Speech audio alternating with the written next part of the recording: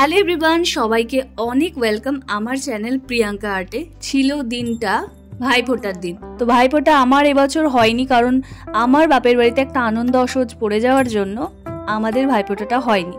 তো চলে এসেছি মামা শ্বশুরের বাড়িতে আমার শাশুড়ি মায়ের সাথে। এবছর ভাইফোঁটা দিতে পারবো না বলে মনটা সত্যিই খারাপ ছিল, কিন্তু ভগবান যা করে ভালোর জন্য করে। কিছু কারণের জন্য আমি সত্যিই ভাইফোঁটা দিতে পারতাম না এবছর। এবার আমার শাশুড়ি মারা 7 বোন, সেখানে 3 জনা উপস্থিত হয়েছে। এক দিদি এসছে, এই হচ্ছে বড় মাসির মেয়ে। তো ইনি হচ্ছে আমাদের বড় মাসি, যে ফার্স্টে মামাকে ভাইফোঁটা দেবে। তো এদিকে দিদি বুঝিয়ে দিচ্ছে যে কিভাবে কি করতে হবে। বয়স হয়েছে তো এখন অতটাও মাথায় থাকে না সবকিছু। তো এবার চোখে কাজল পরাবে। তো এই কাজল পরানো নিয়ে অনেক হাসাহাসি চলছিল। আমি কিন্তু আমাদের দাদাদের কখনোই কাজল পরাইনি, আর আমার মাম্মা এগুলোকে ভীষণ ভালোভাবে ক্যাচ করছিল যে এরা কি করছে। ও এখনো 5 বছর হয়নি, সেই কারণে ভাইকে ভাইফোঁটা দেয় না। যখনই 5 বছর হয়ে যাবে তখন ও ভাইফোঁটা দেবে। তো এখানে বড় মাসিকে বারবার করে দেখিয়ে দিচ্ছিল দিদি, তাই জন্য মাসি বলছিল না আমি নিজেই করব, তুই কিচ্ছু দেখাবি না আমাকে, যাতে করে মাসির জানা জিনিসও ভুল হয়ে যাচ্ছে, গোলমাল হয়ে যাচ্ছিল। এবার মামা সবাইকে মজা করার জন্য 1 টাকা করে উপহার দিচ্ছিল, তারপরে 101 টাকা করে সবাইকে দিয়েছে। এবার বসছে আমার শাশুড়ি মা। শাশুড়ি মা হচ্ছে বোনেদের মধ্যে সেজোজনা। তো শাশুড়ি মাকেও সেই সেম প্রবলেম হচ্ছিল, গোলমাল হয়ে যাচ্ছিল। এখন মা মামাকে উপহার দিল, মামা মাকে উপহার দিল।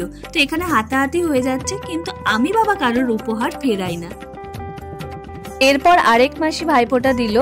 9 মাসির পরে যে মাসিটা হয় সেই মাসি, ইনিও ভাইফোঁটা দিয়ে উপহার দিল। এখন বড় মাসি মামাকে মিষ্টি খাওয়াচ্ছে, 1টা না 2টো, আরও খাওয়াতে চাইছিল। এবার বসে গেছে সব মামার ছেলে আর মাসির ছেলে। এবার দিদি ভাইফোঁটা দিচ্ছে ওদের, আর মাম্মা এসে একটা নতুন জামাও পেয়ে গেছে, যেটা ওর মামা দাদু দিয়েছে।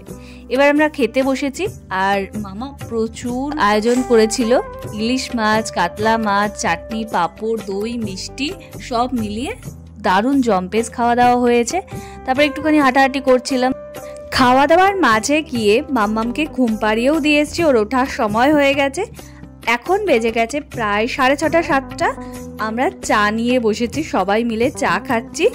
চা খেয়ে দিয়ে আমি যাব আমার মামার বাড়িতে, মানে আমার মামার বাড়িও কাছাকাছির মধ্যেই। চলে এসেছি মামার বাড়িতে, আর এসে ঝটপট করে রেডি হয়ে গেছি, রেডি হয়ে বেরিয়েও পড়েছি। কোথায় যাই তোমরা এক্ষুনি জানতে পারবে। তো এই দেখো আমরা সবাই চলে এসেছি মাদারসাটে। মাদারসাটে কেন এলাম হঠাৎ করে, তো বোন বললো যে ওরা মাদারসাট যাবে, আমাকেও বললো যাওয়ার জন্য।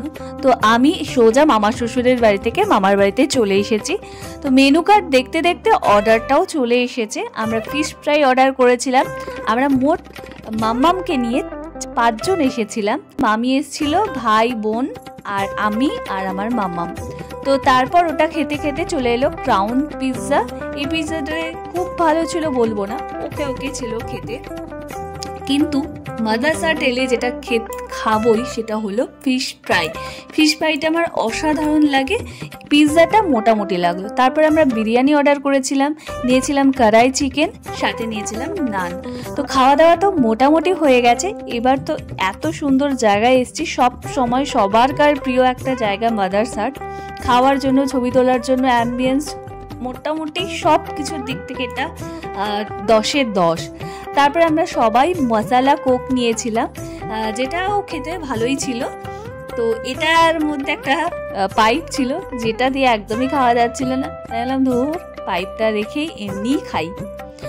তো অনেক ফটো তুলেছি। এরপর তো বাড়ি যাওয়ার পালা। তো বাড়ি যাওয়ার আগেই তো দেখবে এই সুন্দর জায়গায় সব কানের দুল বসে।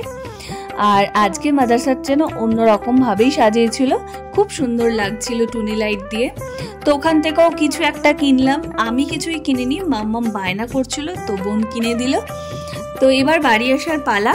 ওখান থেকে সোজা চলে এসেছি মামার বাড়িতে।